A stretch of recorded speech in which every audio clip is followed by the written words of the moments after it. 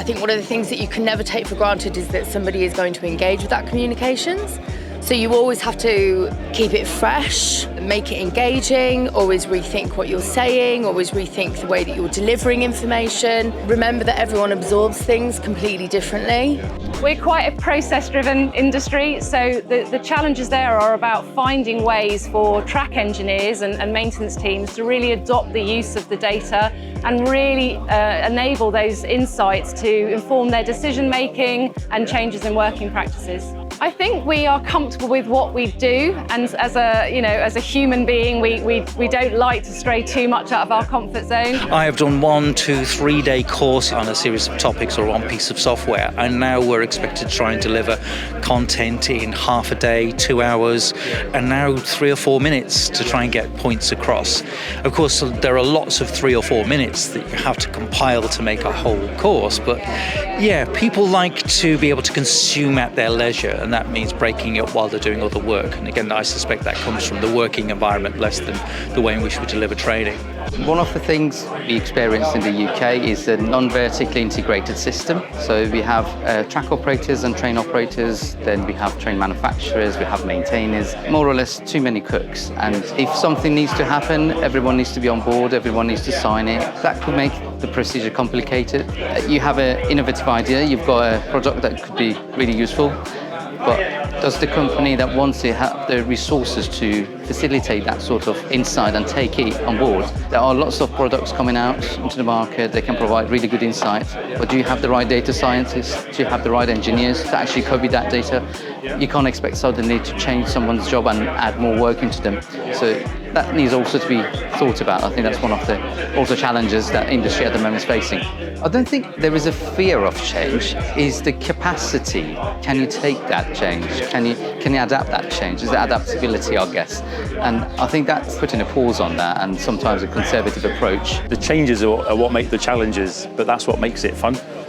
So our biggest challenges at the moment is about recruitment and the climate. Global warming's here to stay, and that makes the stuff that we do, the earthwork inspections, really difficult. From my own personal experience in the rail industry, there is an inertia around how we do things. Typically, access to data, technology, the innovation is not the biggest problem. The biggest problem, as with many things, is around the people aspect of change. Failure to do the early engagement can actually make it twice as difficult. People can become very reticent and try and resist the change because they've done things for a certain way and they like it that way. Yeah, the difficulties that lack of attention in early stages cannot be underestimated. I think what makes it difficult for people to adopt change is not understanding why the change is coming about initially, or wondering why.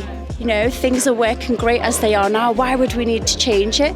But I think once you really understand the reason why it's changing and how it can really benefit you and your customers and the other people that it affects, I think that really helps to bring people on board. Lots of different emotions can come about, so fear being a big one.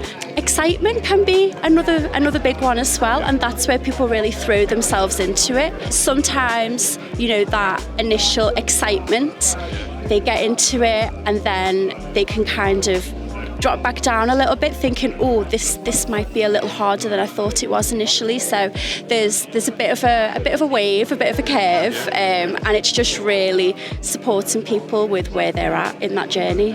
Barriers to change, there are many barriers. I mean, one of the big ones is the different cultures within different organisations, because people have been incentivised and driven in different ways. I think actually it's an awful lot of people related. I mean, everyone in the rail industry wants to do the right thing for railways. People are very much, like myself, railway people, but if they're being told by their line manager or their supervisor, this is what's important, that's what they'll focus on.